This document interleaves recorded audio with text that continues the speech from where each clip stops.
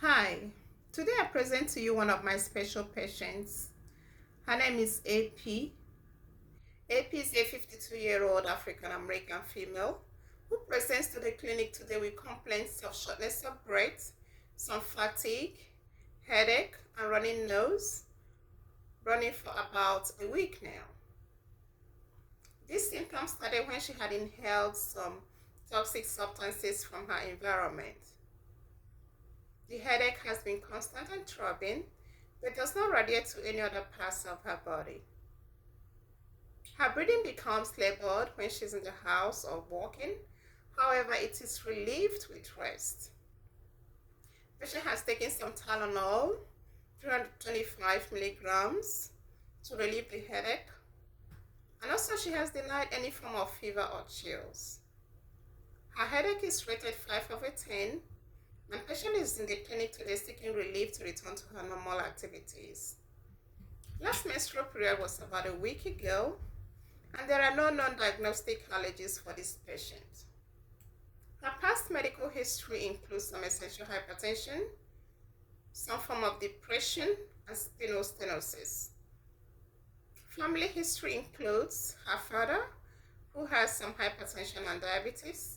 Her mother has some diabetes as well. All her siblings are fine.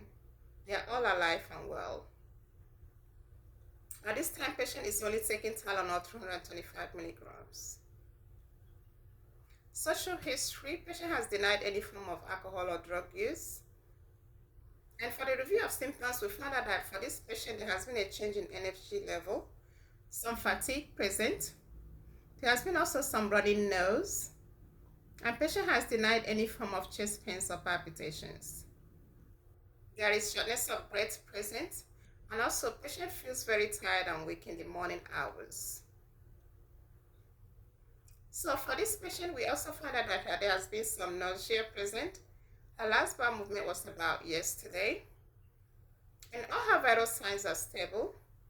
Patient is normal weight and does not have any weight or obesity concerns. Her appearance is very much appropriate. She is dressed appropriately for the occasion. She's very much alert and oriented, and therefore we look at her physical examination. All her lung sounds are clear bilaterally. All her heart sounds are clear and normal. S1 and S2 head, no S3 or S4 head at all. There are no edema present or no sinuses at all. Patient is very much alert and oriented. However, her oral mucosa is a little bit reddened and appears swollen. And also there is a nasal drip present. So we go ahead and run some tests. We run some throat or sputum culture tests. We also did some chest x-ray, some pulmonary function tests. We did some nasal swab, a lung CT scan, and also check her serum testing for her white blood cells and her ABG levels. We also did some pulse oximetry and some peak flow tests to determine her lung functionality. And we go ahead and look at the differential diagnosis. We looked at pneumonia, which is characterized by chest pain, confusion, and cough with fatigue.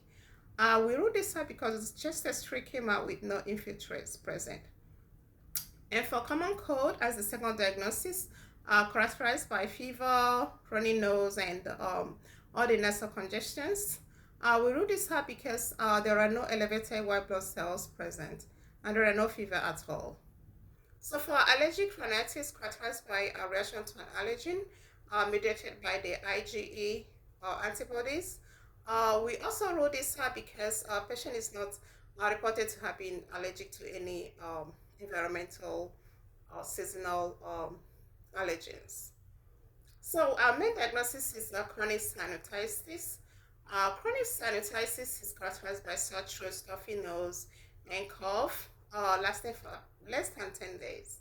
And for this condition, we are reporting some severe headache and also some face pain present. So this is our main diagnosis because there is an obvious nasal inflammation characterized by presence of bacterial growth, which is usually caused by some toxic rhinitis coming from the environment with the injection or inhalation of foreign bodies.